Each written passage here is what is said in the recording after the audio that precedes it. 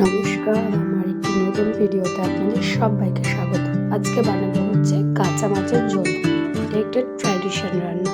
প্রথমে আমি কিছু কাঁচা মাছ নিয়েছি, সেগুলোর মধ্যে লবণ হলুদ মাখিয়ে নিয়েছি এবং সাথে নিয়েছি পেঁয়াজ কুচি, কেটে রাখা আলু, টমেটো কুচি, খোসা সহ রসুন কোয়া, আর নিয়েছি কাঁচা লঙ্কা।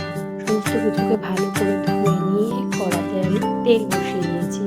তেলটা একটু গরম হলে মাছগুলোকে জাস্ট এপিট ওপিট করে ভেজে নেব। যেহেতু এটা কাঁচা মাছের ঝোল ফার্স্টেই বললাম, সেক্ষেত্রে মাছটাকে বেশি ভাজার প্রয়োজন নেই, জাস্ট একটু এপিট ওপিট উল্টে নিলেই হবে, যাতে মাছের কাঁচা গন্ধটা বেরিয়ে যায়।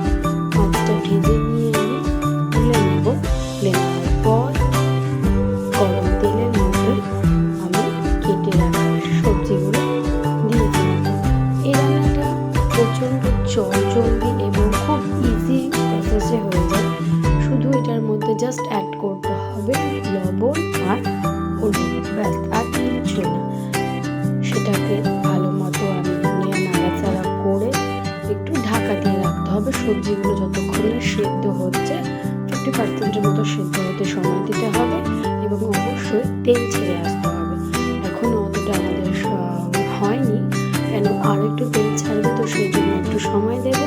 ঢাকা দিয়ে রাখতে হবে। ঢাকা তুলে নিয়ে যখন দেখছি যে তেলটা ছাড়া হয়ে গেছে, মানে 50% মতো হয়ে গেছে, গরম জল দিয়ে দিতে হবে। গরম জল দিলে স্বাদটা নষ্ট হয়ে যায় না। তারপর ঢাকা তুলে নিয়ে যখন দেখবো যে ঝোলটা ফুটে গেছে, নামানোর 5-7 মিনিট আগে মাছগুলো দিতে হবে। যেহেতু মাছটা পুরোটা ভাজা নয়, সেক্ষেত্রে মাছ ভেঙে যাওয়ার সম্ভাবনা থাকে। তো তার জন্য আমি কী করবো, 5-7 মিনিট আগে মাছটা দিয়ে ফেলবো। তারপর কিছুক্ষণ ঢাকা দিয়ে রাখতে হবে।